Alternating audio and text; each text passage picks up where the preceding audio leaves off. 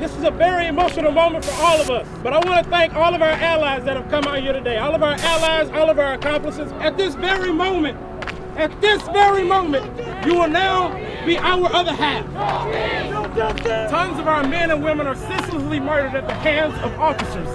And that must stop immediately. If you're the person to my right, I trust you. If you're the person to my left and in front of me, I trust you. In this very moment, I ask that you have each other's back. Sometimes, all we have to depend on is each other. I am a law enforcement officer. I'm a small business owner. Most importantly, I am a husband, I am a father, and I am a black man.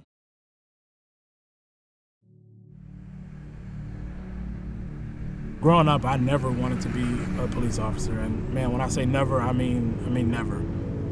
My name's Julian. I'm black and I wear blue. I happen to be one of only 2 black state law enforcement officers in South Dakota. You cannot see me in uniform. I'm not a representation of my agency. If you wanted to interview a colleague of mine just simply about being an officer, you wouldn't have a problem doing that. It's when we bring in the perspective of being black in uniform and the struggles of being black in America in general come into play that we have problems. For me, the values that I bring, the morals that I bring, the life experience that I bring is completely different from anything that those men and women have ever experienced in their lives. Whether I'm in the uniform or out of the uniform, I want to be a perfect representation of not my organization first, but my community first. And when I say my community, I mean the black community. The common phrase that we hear is, there's a bad apple in every career.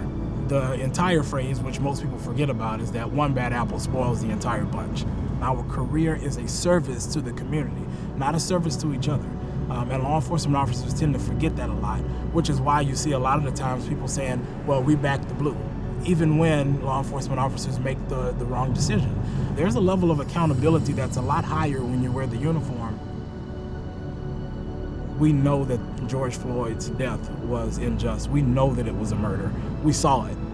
There's nothing that can be said or done to prove to me otherwise. But there are still some that will back the blue before they back anything else. When you talk about what happened, hurt is what happened to our community. Anger is what happened in our community. Fear is what happened within our community. We needed something more revolutionary.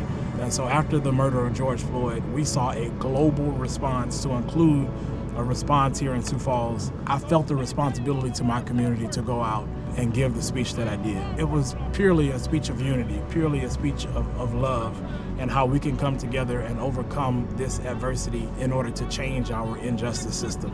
I had never experienced such a rush of love. And you have to excuse me if I get kind of teary-eyed, because that's exactly what I felt was. I felt love from my community. I felt like what I did was the right thing, and it was proven by the support that came from this community. We had 3,000 to 5,000 people hold up their fists in unity and show support for one another. And it wasn't in anger towards any law enforcement officers, but it was in anger of the unjust system that we have. But it was also a show of unity that we will get this right. It was a promise of dedication to this community, not just by me, but by thousands of people. I am happy, I am joyful about being a black man in America, because I understand that my responsibility is to make this country better for all of my people.